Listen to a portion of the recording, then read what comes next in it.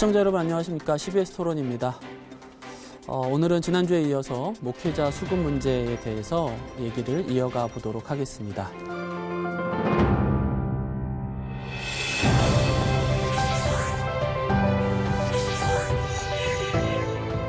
저도 감리교단에서 목사 안수를 받는데요. 지금 현재 한 450명 매년 배출이 돼요. 상당히 많죠. 한 150명 정도로 줄이고. 저희 교단 안에도 7개의 신학교가 있습니다. 이 7개 신학교를 통폐합하자라고 하는 이야기가 이제 2008년부터 이야기가 되었거든요.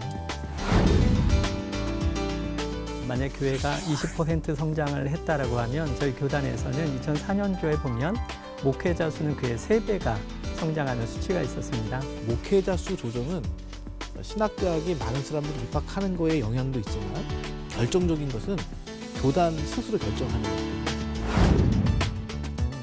양질의 목회자로 줄여가자는 것은 100% 이상 동의하고요. 그 방법이 꼭 신학교 통폐합이다. 이건 좀 별개로 좀 그런 대학에 맡겨주시면 좋을 것 같아요. 신학교육의 기능이 점점 약화될 때 저희도 받는 이제 안명 내지 유혹인데요.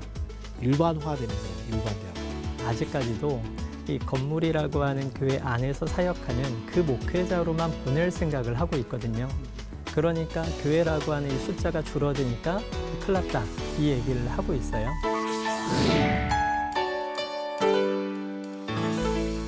지난주에 이어서 패널을 소개해드리도록 하겠습니다. 먼저 감리교 신학대학교 교무처장이신 이성민 교수님 나오셨습니다. 네, 안녕하십니까. 이성민입니다. CSI 브릿지 대표이신 길목교회 이길주 목사님 나오셨습니다. 네, 안녕하세요. 이길주 목사입니다. 네, 오늘 자리해 주셔서 감사합니다. 얘기를 좀 이어가 보도록 하겠습니다. 네. 저희는 이제 목회자 수급을 저도 이제 그 옛날 패러다임을 말씀드리는 거죠. 우리 개념상 목사 안수를 주면 그분은 목회자가 되는 거잖아요. 그러니까 교회 안에서 목회자의 역할은 양육을 하고 세례를 주고 뭐 그런 목회자. 근데 지금 말씀하시는 건 꼭 목회자 말고 다양한 역할의 사역으로 나갈 수 있도록 해주면 좋겠다 이런 말씀이신가요? 그러면 안수는 필요 없는 건가요? 아닙니다. 이제 그 문제는 또 다른 주제로 얘기해야 될 부분이고 지금 이제 목회자 수급 문제와 관련되어서 이 각 교단별로 잉여의 이 목회자 그룹들을 어떻게 선한 방향으로 이끌 것인가 했을 때 저는 이런 식으로 교단에서 나가면 좋겠습니다. 이번에 그 감리교단에서 이중직 문제도 통과를 해주시고 또 공유예배당 문제건도 이렇게 해주셨는데 저는 이 두 가지를 융합해서 잘 하시면 아마 이 문제도 해결되지 않을까. 제가 어떤 생각을 하냐면요. 공유예배당은 지금 경제적인 문제 때문에 여러 교회가 한 장소를 적은 돈을 내면서 이용하는 시스템이거든요. 근데 이거는 교회 생존을 위해서 필요한 부분이라고 생각을 하고요. 근데 이게 아니라 각 노회별로 전국으로 흩어져 있는 노회에서 10개 정도씩 중형급 이상의 교회에서 그 남는 공간 중에 하나를 새로운 목회 패러다임을 위해서 스타트업을 위한 공간으로 내놓는 겁니다. 그리고 목회자 졸업생들은 곧바로 그 건물교회 시스템으로 들어가는 게 아니라 이 공간에서 노회가 지원을 하고 새로운 목회 패러다임을 구축할 수 있도록 미자립교회 지원하는 금액 일정 부분만 이쪽에 투자를 해도 이 목회자는 혼자지만 새로운 목회를 기획하고 연습할 수 있거든요. 그리고 새로운 목회 현장으로 나가지 못하는 가장 큰 이유는 부동산입니다. 건물을 임대하지 못하니까요. 또 이것 때문에 사실은 지금 큰 문제가 되는 거고요. 그런데 이 건물 문제를 각 노회별로 해결을 해주는 거죠. 그러면 이 졸업자들은 안전하게 각 노회에서 10개 장소만 내어놓고 하면 아마 신학생 남는 문제는 다 해결될 거고요. 또 이곳을 통해서 대사회적으로 새로운 목회 패러다임을 개척할 수 있도록 지원을 하면 교회의 이미지도 저는 좋아질 거라고 생각하고 지금 한국교회가 가지고 있는 이 문제점을 일수 해결할 수 있는 부분이라고 생각을 합니다. 어떻게 생각하세요? 네. 오늘 우리 감리교 총회 결정이 이렇게 자꾸만 이슈가 되니까 저는 굉장히 이제 부담을 느끼고 왔는데 조금은 이렇게 위안이 되네요. 아, 우리 교단이 잘하고 있나 보다 이렇게. 근데 어제 그 공문을 받았어요. 본부 쪽에서. 그 뭐냐면 지금 말씀하신 공유교회 그거에 대해서 신학대학은 어떻게 도울 수 있느냐 이런 건데요.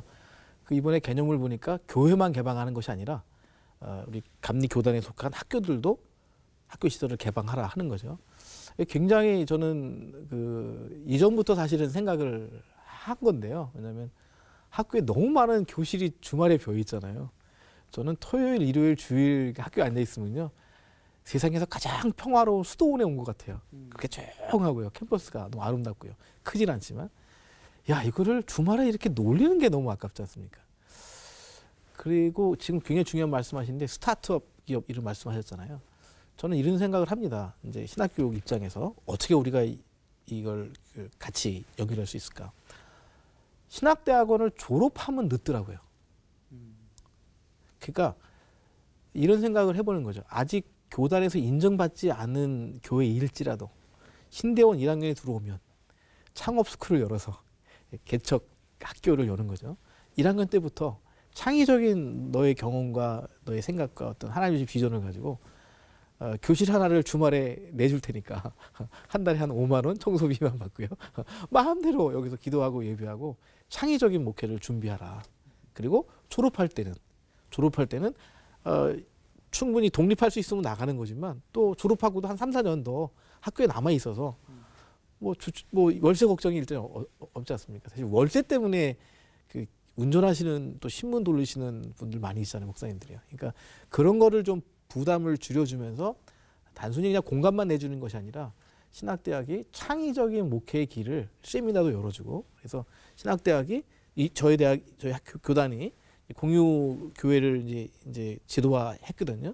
그럼 이제 신학교도 문을 열어서 주말에도 누구든지 목회를 준비할 수 있는 사람들이 특별히 창의적인 목회를 시도할 수 있도록 좀 준비해주고 도와주고 그럼 아마 창업센터를 아마 신학대학마다 하나씩 가져야 되지 않나 생각을 좀 해봅니다.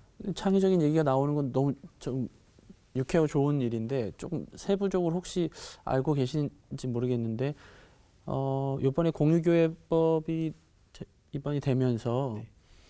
기존의 교회들이 월세가 어려울 때는 공유교회를 할 수 있는데 네. 개척교회는 그게 안 된다고 들었던 것 같은데 맞나요? 그렇죠. 그건 이제 왜냐하면 이제 너무 또 이렇게 개척교회가 공유제도를 이렇게 편승해서 그냥 교회가 너무 갑자기 많아질 것이 아마 입안하는 분들은 좀 염려가 되셨겠죠. 이제 이번에 헌법을 개정하기로도 해서 그 부분도 문제가 되지 않는다라고 저는 봤는데요.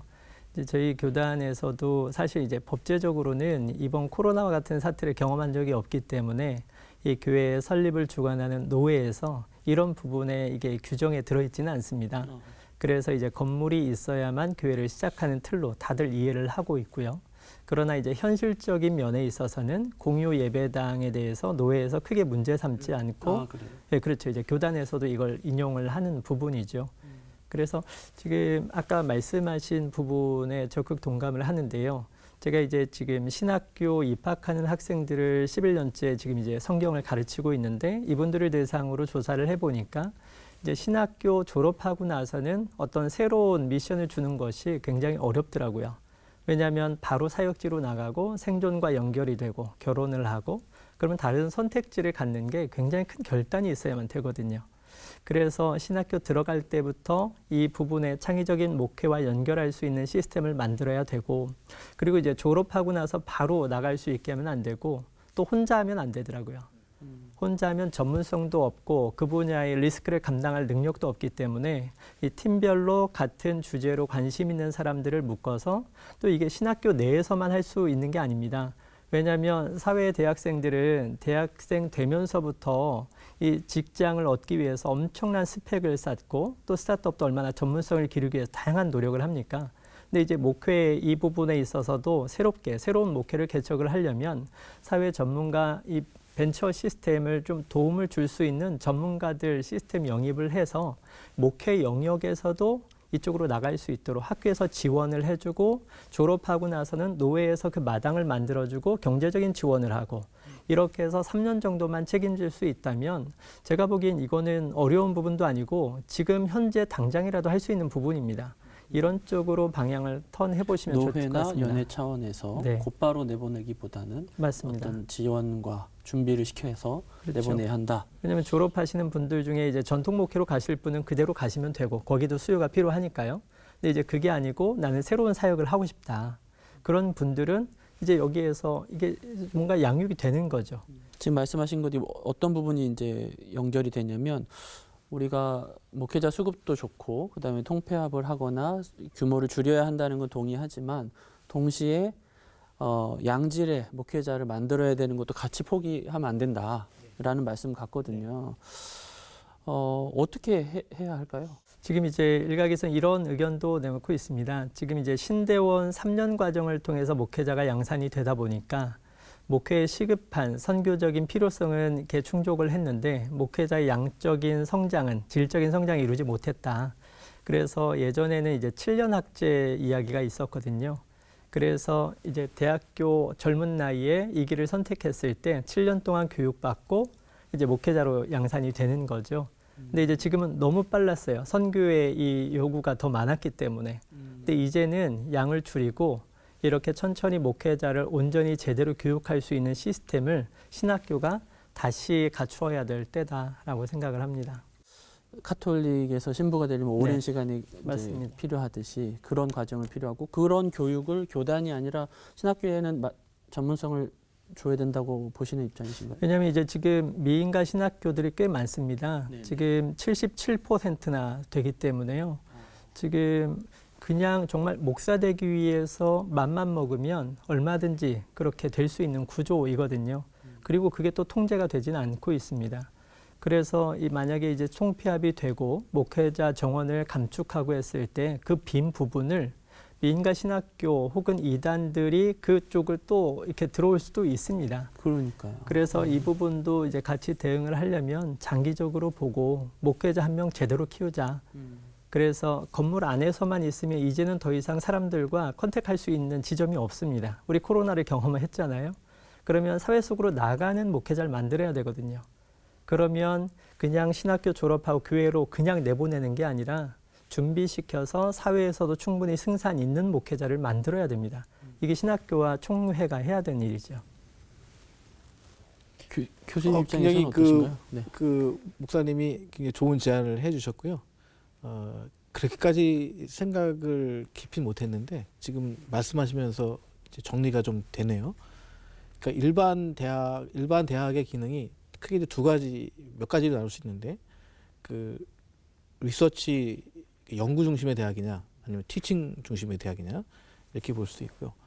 또 하나는 아카데믹한 순수 학문을 위한 대학이냐 아니면 프로페셔널한 대학이냐. 그러니까 사실 신학대학원이나 의대나 법대는 프로페셔널 대학이거든요. 전문적인 직업 양성을 위한 대학이잖아요.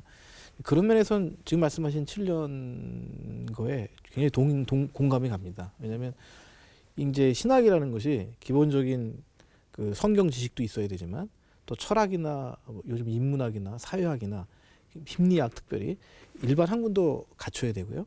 그다음에 이제 신학 교육을 또 해야 되고요. 그다음에 설교라든지 예전이라든지 이런 목회자로서 전문 교육도 해야 되고요. 거기다가 더 필요한 것이 뭐냐면 스피리추얼 에듀케이션, 포메이션.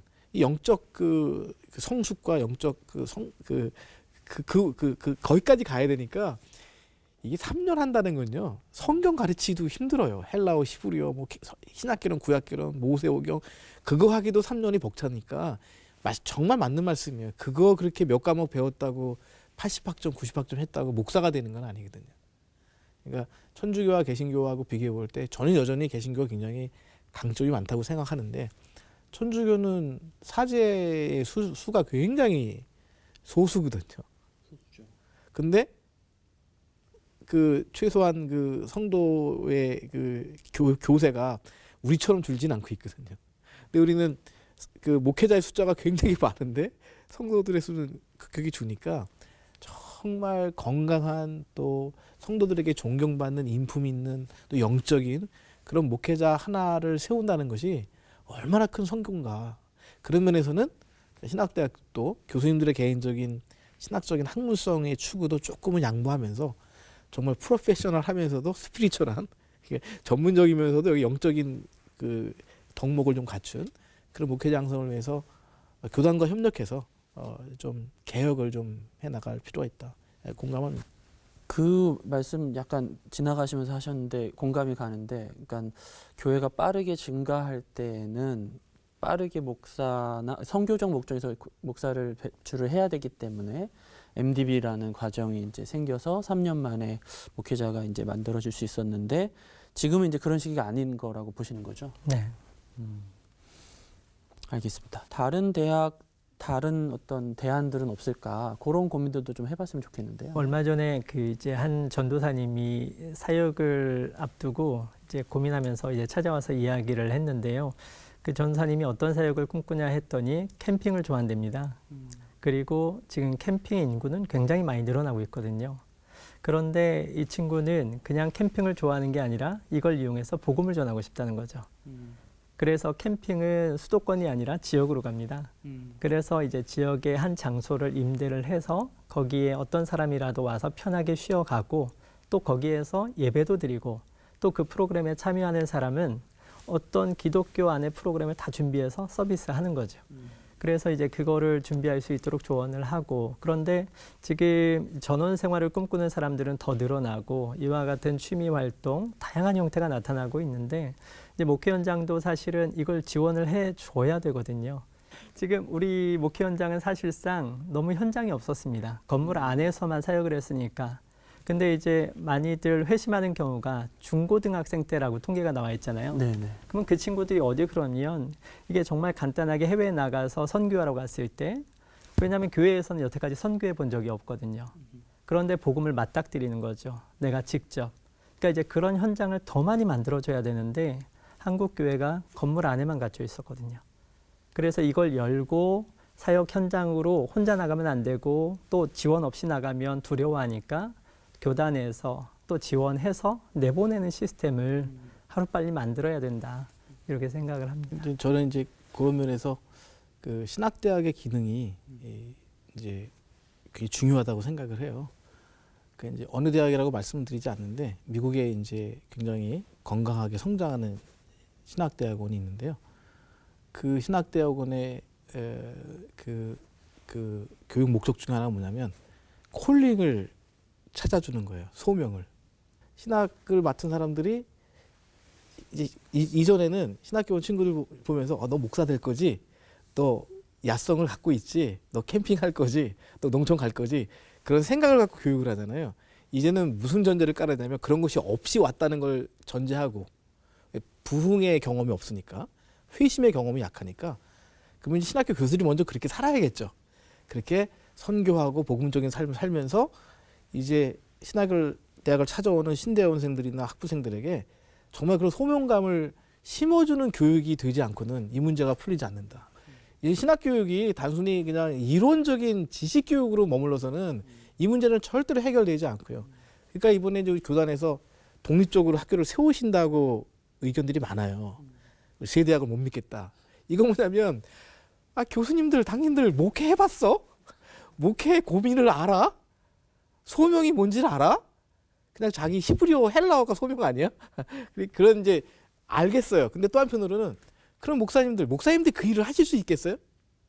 목회 현장은 목회 현장이고 교육은 교육인데 방법은 신학교들이 이제는 프로페셔널, 스피리추얼한 그 영역까지 깊이 들어가지 않으면 한국 교회는 어렵다 생각하고요. 그런 면에서는 이제 신학교를 질책도 하시지만 신학교가 얼마큼 중요한가에 대해서 좀 더 인정해 주시고 격려해 주시고 지지해 주시고 기도해 주시는 것이 굉장히 중요하겠다 생각을 합니다. 지금 두 분 말씀을 들어보니까 이 교수님은 어떤 신학생이 들어와서 한 목회자로 잘 이렇게 성장해 나갈 수 있도록 특별히 지식과 영성과 이런 부분들을 잘 감당하기 위한 어떤 구조나 변화에 대해서 자주 강조하시는 것 같고, 그다음에 이 목사님은 건물 안에서의 교회 형태 패러다임이 바뀔 필요가 있다. 그래야 이 위기를 좀 바꿀 수 있다, 타개할 수 있다 이렇게 말씀하셨는데, 그거 이어서 조금 우리 시간이 가능하다면 온라인 교회 얘기도 조금 해볼 수 있을까 싶어요.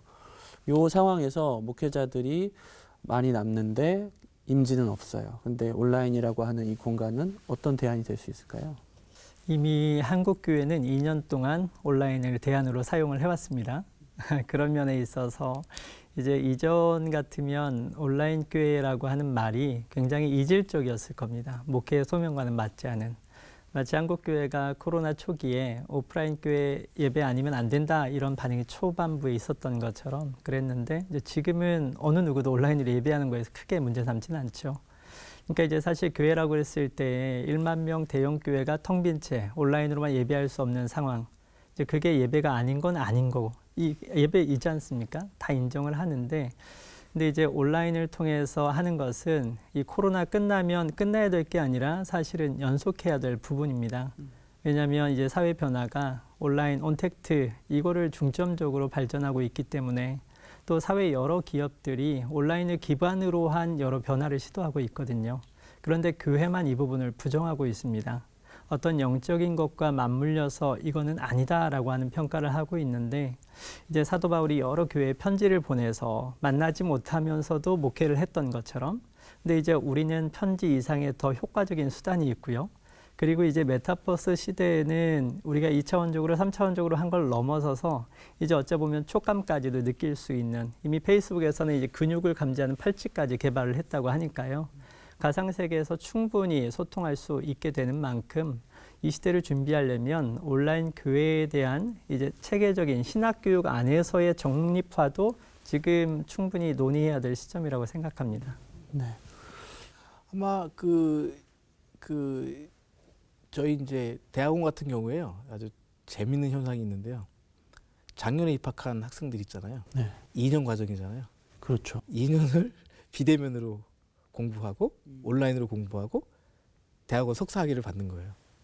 그러니까 이제 신학 교육이 이래서 되겠냐 해서 하여튼 다음 학기부터는 무조건 대면 수업을 일부라도 하지 않으면 안 되겠다는 생각을 갖게 됐는데요. 이제 교수들도 그렇고요. 그 학생들도 그렇고요. 너무 자연스러워요. 오히려 좀 염려가 될 정도로. 학생들 설문조사를 해보면 75%가 계속 온라인으로 하자는 겁니다, 교육을. 여러 가지 이기적인 이유도 있겠죠. 그만큼 이제 편리해졌고 우리 곁에 가까이 왔기 때문에 뭐 회의도 뭐도 명성 모임도 다 지금 줌으로 하고 온라인을 하고 있거든요. 근데 이제 또 하나는 뭐냐면 이게 있더라고요. 목사님 만났는데 그 영상으로 어린이 설교가 나가는데 중단하시겠대요. 새해부터는. 거기는 아파트 지역입니다. 오지가 아니라 아파트 지역인데. 왜냐하면 아이들이 엄마한테 그런데요. 엄마 왜 교회 가야? 그냥 영상으로 보면 되지. 그래서 목사님이 우리는 아파트 지역이기 때문에 우리는 이거 교회 와서 예배 보는 거를 이렇게 영상으로 남기는 건 좋은데 실시간으로 예배를 이렇게 온라인으로 중계하는 거에 대해서는 좀 고민이 그런 고민이 내부적으로 있을 수밖에 많다 없죠. 그런 생각하더라고요. 근데 두 가지를 잘 병행하면 뭐 굉장히 효과적일 것 같아요. 온라인으로 비디오 영상을 송출하는 것 말고 건물 교회가 없이 온라인에서 사역하는 형태의 교회를 내가 담임한다, 개척하겠다 했을 때 목회자로 인정을 이미 네네 저는 충분히 할 수 있다고 보고요. 이미 감리교단에서도 그렇게 하시는 목사님을 제가 본 적이 있고 저희 교단에도 있습니다. 그래서 그분들을 이제 보면 온라인에서 유튜브로만 예배를 드리는데 거기 접속해 있는 숫자를 보면 뭐 200~300이 넘어가는 부분도 있고 몇십 명이 넘어가는 목사님들도 많이 있는데 거기 와서 예배를 드립니다. 그러니까 이제 지금 우리가 코로나 상황에서 기존 교회가 온라인으로 하는 거를 뭐라고 하지 않았듯이 이와 같은 형태를 특화시켜서 더 전문적으로 특성화시켜서 사역하는 부분을 인정을 해줘야 되죠. 당연히 하나님이 우리 몸을 주셨으니까 이 몸과 몸이 만나서 느끼는 건 이건 부인할 수 없어요. 이건 너무 중요하고 다만 사회 복음을 더 효과적으로 전하기 위해서 목회자들이 그와 같은 길로 갔을 때 지원은 할 수 있어야 된다 생각합니다. 염려되는 부분도 없잖아 있는 거예요. 왜냐하면 그러니까 유튜브나 SNS가 이제 조회수에 따라서 그 이제 알고리즘을 통해서 노출이 많이 되잖아요. 그러다 보니까 이제 이런 현상이 있는 것 같아요. 미디어 시설을 잘 갖춘 그런 교회들의 영상은 굉장히 뭐 10만, 20만 넘어가고요. 정말 열심히 했지만 아직 이름이 없는 무명의 사람인 거는 뭐 10,000개 중에 하나는 혹시 시청을 많이 할 수 있지만 대부분은 이제 묻혀 있는 현상이거든요. 그래서 젊고 창의적이고 아주 복음적이고 열심히 있는 그런 유튜버 목회자들을 좀 잘 양육시킬 수 있는 체계적으로 그런 방향도 고민을 대응들을 좀 신학교도 좀 해야 될 것 같고요. 그래서 지금 이제 조회수를 보면 굉장히 쏠림 현상이 강하거든요. 굉장히 그러니까 이제 온라인에서는 이게 이제 지금 요즘 뉴스 가운데 이미 유튜버들이 몇 개월 전에 올린 건데 화두를 삼는 게 너무 많아졌거든요. 그러니까 온라인의 특징은 이런 부분입니다. 온라인에서는 올려놓은 컨텐츠는 언제든 사람들이 볼 수 있습니다. 시의성을 떠나는 거죠. 네, 네. 그러니까 이제 경제학 롱테일 법칙처럼 아마존에서 팔리는 게 소수의 것들이 절반이 된다고 하더라고요. 기존 매장에 있었으면 전시되지 못한 것들은 안 팔리는데 온라인은 올라가면 키워드로 검색되기 때문에 차별이 없어요. 그리고 그 콘텐츠는 누군가에 의해서 소수에서도 소비가 된다는 거죠. 이제 그런 면에 있어서는 지금의 영향력보다는 복음의 콘텐츠를 어떻게든 사람들에게 전하는 측면에서 하면 좋겠다라는 생각이 듭니다. 그러니까 이제 가장 또 실질적인 문제는 이제 헌금의 문제이죠. 헌금의 문제. 그러니까 대면으로 와서 예배 보는 분들이 이제 수치적으로 보면 11조도 하고 감사헌금도 많이 하고요. 이제 온라인만 참여하는 분들은 이제 통계를 보니까 헌신도가 많이 재정적 헌신도도 많이 떨어지더라고요. 꼭 그렇지만은 않는데 목사님들의 그 통계를 보니까 그렇더라고요. 그래서 심지어는 지금 교회들이 이런 현상이거든요. 대면 예배 보는 사람들은 한 50% 정도인데 누가 헌금에 헌신적인가 봤더니 대면 예배하는 사람들이 헌신적이라는 거예요. 그래서 역시 목사님들 입장에서는 그런 또 재정적인 게 있을 수 있죠. 중요하니까 그런 얘기들 많이 하시는데 거기에 대해서도 좀 이제 반대적인 생각을 이제 앞으로는 해야 될 거예요. 왜냐하면 꼭 그렇지만은 않거든요. 젊은 세대들은 정말 바쁘고 한데 온라인 교회를 하도 이것이 내 가치관에 맞으면 충분히 헌금할 수 있는 세대가 지금 젊은 세대잖아요. 그래서 그런 면에서 이제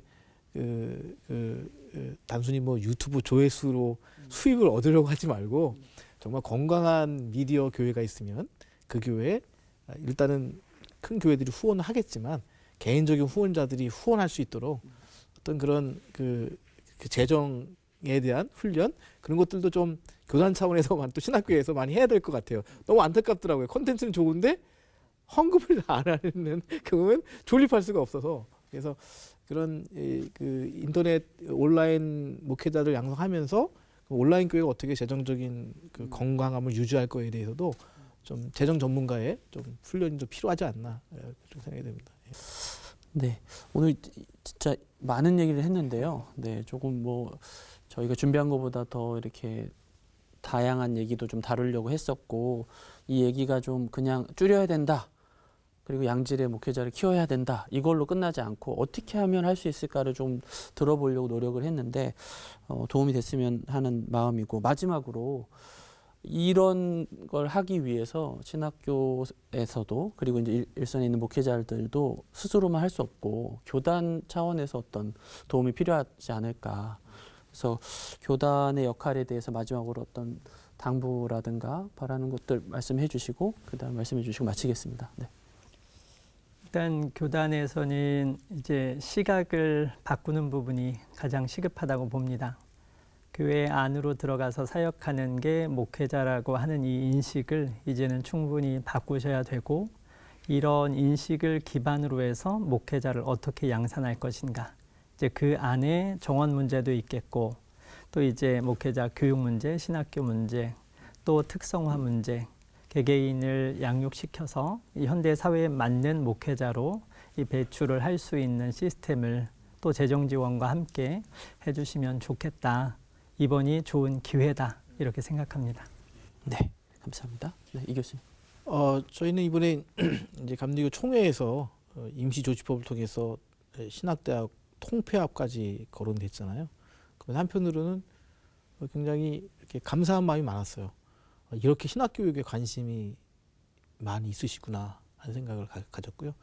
저희 교단은 이제 이번에 법을 통과하시는 그 주역들이 앞으로는 그 MDB 학생들에 대해서 교단에서 100% 장학금을 우리가 준비하겠다 그런 각오를 가지고 계시거든요. 그러니까 정말 위기가 기인 것 같습니다. 그런 생각을 하실 정도로 그러니까 거기에 발맞춰서 또 신학교도 변해야 되고 또 교단이 그냥 신학교에 대해서 그냥 비판적인 시각만 갖는 것으로 신학교육이 개혁되지는 않고요. 이번에 감리교단에서 한 것처럼 어떻게 보면 이제 압력을 넣으면서도 또 한편으로는 사랑과 후원으로 이렇게 해주시면 아마 한국교회의 미래는 또 밝아지지 않을까 그런 소망을 가져보는 거죠. 분열되면 안 될 것 같아요.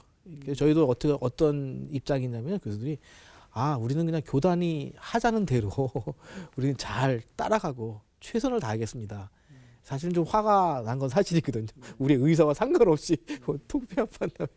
근데 결과적으로는 우리도 받아들이고요. 저희도 교단에 전적으로 지원을 하고 지지를 하고 교단도 그렇게 신학교를 사랑해 주시면 정말 앞으로 7년 신학교육을 할수라도 정말 양질의 소수라도 양질의 목사님들을 배출해내면 그게 한국교회의 어떤 회복의 길이 되지 않을까 생각해 봅니다. 네, 어려운 과제를 맡으셨고 그 과정에서 우려되는 점이 있으시겠지만 어쨌든 양질의 목회자를 길러내시겠다는 의지와 그런 노력이 읽히고 있습니다. 네, 오늘 잘해주셔서 감사합니다. 두 분. 네. 감사합니다. 네. 목회자 수급 문제는 교단과 신학교 어느 한쪽의 노력만 가지고 해결할 수는 없는 것 같아 보입니다. 목사 후보생의 선교 열정과 또 한국 교회의 장기적인 비전 가운데에서 지혜로운 해법을 찾아가기를 소망해 봅니다. 오늘 CBS 토론은 여기까지입니다. 시청해 주셔서 고맙습니다.